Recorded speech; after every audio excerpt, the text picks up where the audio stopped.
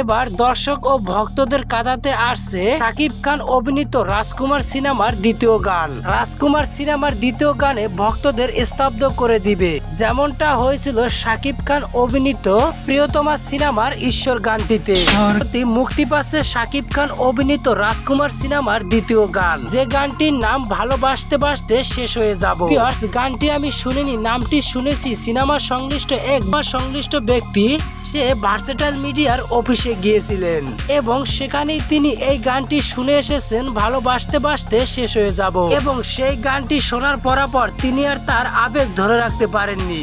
তখনই তিনি তার ফেসবুক স্ট্যাটাসে একটি পোস্ট করেন। ভিউয়ার্স, তার পোস্টটি থেকে আরো জানা যায় এই গানটি নতুন এক শিল্পী দ্বারাই গাওয়ানো হয়েছে। ভিউয়ার্স, ভালোবাসতে বাসতে শেষ হয়ে যাব এই গানটি এমনই একটি স্যাড সং হয়েছে যে গানটি শুনে শুধু ভক্তরা আর সাকিবিয়ানরা কাঁদবে না, যে গানটি শুনে সারা বিশ্বের মানুষ একঝরে কাঁদবে।